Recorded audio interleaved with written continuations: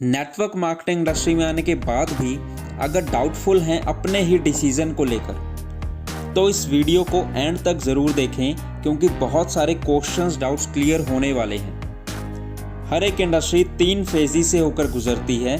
सबसे पहला है नेगेटिव फेज़, जब ज़्यादातर लोग नेगेटिव ही होते हैं उस इंडस्ट्री को लेकर। उसके बाद competition phase and then positive phase. Competition phase में लोगों को पता चल जाता है कि कुछ तो बात है इस इंडस्ट्री में, चलो हम भी स्टार्ट करते हैं।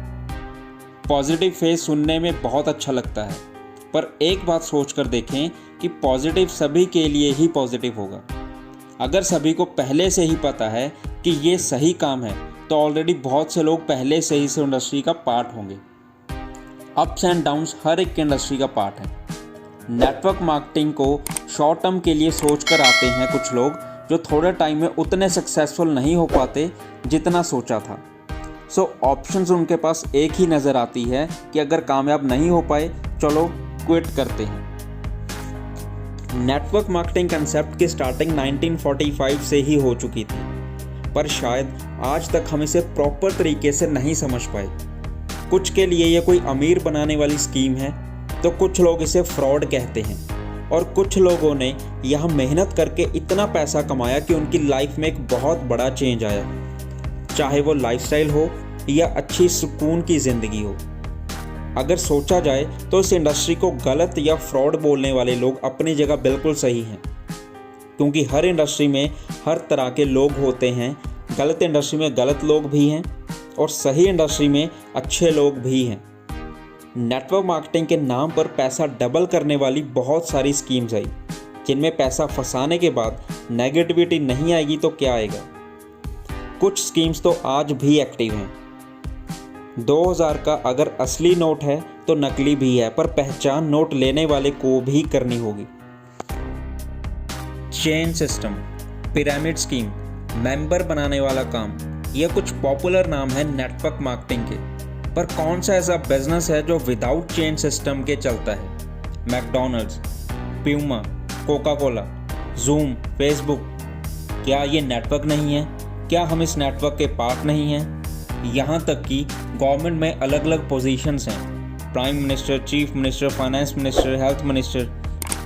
क्या ये चेन सिस्टम या पिरामिड स्कीम से नहीं चल रहे हैं? अगर ये भी पिरामिड स्कीम हम बोलेंगे तो क्या ये भी फेक हैं? टीचर्स किसी स्कूल के लिए तभी अपॉइंट किए जाएंगे अगर वहाँ पर स्टूडेंट्स का अच्छा नेटवर्क होगा। डॉक्टर को तभी अच्छी इनकम आएगी अगर उसके पास पेशेंट्स का अच्छा नेटवर्क होगा। एक अच्छा सिंगर तभी अच्छे पैसे कमा पाएगा जब उसकी अच्छी फ़ैन फॉलोइंग होगी, और वो क्या है? एक अच्छा नेटवर्क। सो अगर अच्छा पैसा कमाना है तो एक अच्छा नेटवर्क तो बनाना ही पड़ेगा। एक अच्छी कंपनी को सेलेक्ट करके उसमें काम स्टार्ट करने से पहले प्रॉपर नॉलेज लेना ज़रूरी है। कहीं ये ना हो कि ज्वाइन करने के बाद पता चले कि कंपनी एथिकल वे से काम ही नहीं करती। सिर्फ मोटिवेशन ही सक्सेसफुल नहीं बना सकती। स्ट्रगल नेटवर्क मार्केटिंग में भी है, पर कुछ लोग टाइम खराब कह के इसलिए छोड़ देते हैं क्योंकि यहाँ पर ऑप्शन है क्विट करने की।